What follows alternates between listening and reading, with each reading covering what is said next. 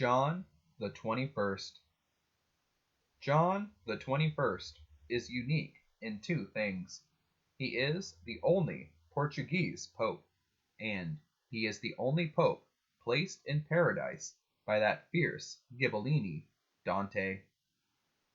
Peter Giuliani, the son of Julian, a physician, was born probably in Lisbon in 1215. Like so many 13th century leaders, he went to the University of Paris. He became proficient in philosophy, theology, and medicine. Indeed, he became a doctor of medicine and wrote treatises in the fields of philosophy and medicine. Dante calls him "He of Spain" in his 12 volumes Shining. Peter became a professor of medicine at the University of Siena.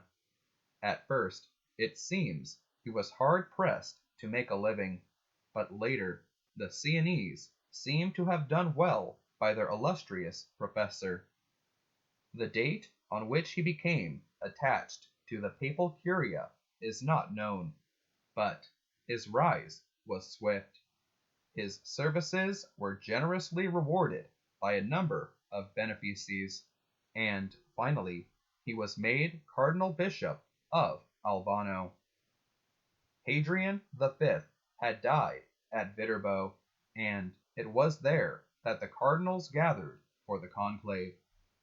The people of Viterbo wanted to enforce the regulations of Gregory X concerning papal elections. These called for an election 10 days after the Pope's death in the city where the Pope had been in residence with his court. The cardinals were to remain secluded from all outside contacts, even their food being passed through a little window or drum. After 3 days, their food was to be cut to a single dish, morning and night, for 5 days. After that, it was bread and water for the cardinals until they could give the church a new shepherd.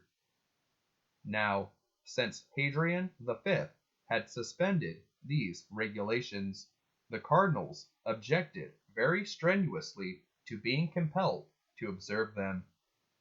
The Viterbese, unmoved by their eminences' protests, closed them up and relentlessly cut down their diet as the days dragged on.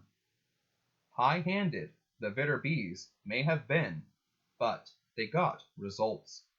The cardinals soon agreed on a candidate, the Portuguese physician-philosopher Peter Giuliani. He took the name of John the 21st. One of the new pope's first acts was to repeal the election decree of Gregory X.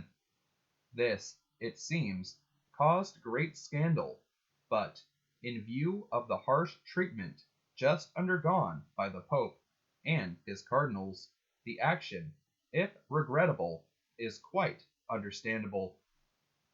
John the 21st worked hard during his short reign to promote peace among Christian princes. He took measures to correct any abuses in the collection of papal taxes in England. In answer to complaints about this, he ordered his chief collector to look into the matter and punish any offenders. All the papal tax collectors in England were ordered to go to London and there take an oath to perform their duties properly. Always a man of science as well as a priest, John built for himself a room in the papal palace at Viterbo where he could study the stars, a sort of observatory. This observatory was to be the death of the Pope. One night in spring of 1277, the roof collapsed on the student Pope.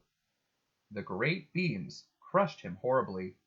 For a while he lingered, conscious and fortified by the last rites of the Church.